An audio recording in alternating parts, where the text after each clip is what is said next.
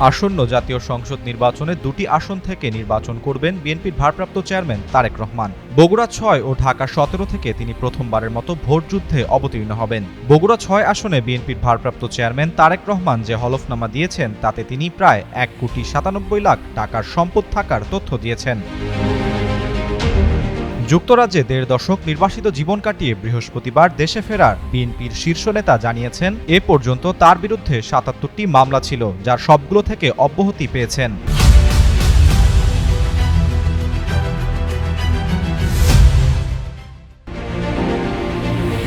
আয়কর বিবরণীতে ২০২৪-২৫ অর্থবছরে পৌনে ৭ লাখ টাকা আয়ের তথ্য দিয়েছেন তারেক রহমান। মনোনয়নপত্র জমা দেওয়ার সময় হলফনামায় প্রার্থীর ১০ ধরনের তথ্য দেয়ার বাধ্যবাধকতা রয়েছে। এসব তথ্য প্রচারের বিধান রয়েছে নির্বাচনী আইনে। হলফনামা অনুযায়ী তারেক রহমানের নামে বর্তমানে কোনো ফৌজদারি মামলা নেই। ২০০৪ সাল থেকে দায়ের হওয়া ৭৭টি মামলা থেকে ধাপে ধাপে অব্যাহতি পেয়েছেন। শেয়ার, সঞ্চয়পত্র, বন্ড, ব্যাংক আমানত থেকে তারেক রহমানের আয় দেখানো হয়েছে ৬,৭৬,৩৫৩ টাকা। নগদ অর্থ ও ব্যাংকে জমা রয়েছে ৩১,৫৮,৪২৮ টাকা। স্ত্রীর নামে ৬৬,৫৪,৭৪৭ টাকা রয়েছে। বিএনপি নেতার এফডিআর রয়েছে ৯০,২৪,৩০৭ টাকার, আর স্ত্রীর এফডিআর রয়েছে ৩৫ লাখ টাকার। হলফনামা অনুযায়ী তারেক রহমানের নিজের, স্ত্রীর বা নির্ভরশীল কারো কোনো দায়, কোনো সরকারি পাওনা ও ঋণ নেই।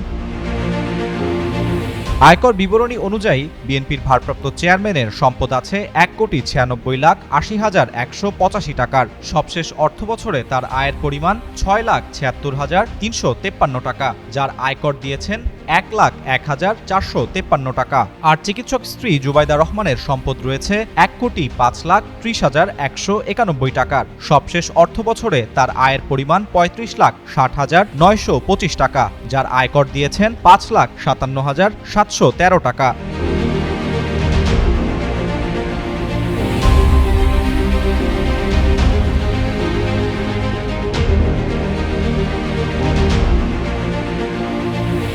আরাফাত ইসলাম, যুগান্তর নিউজ।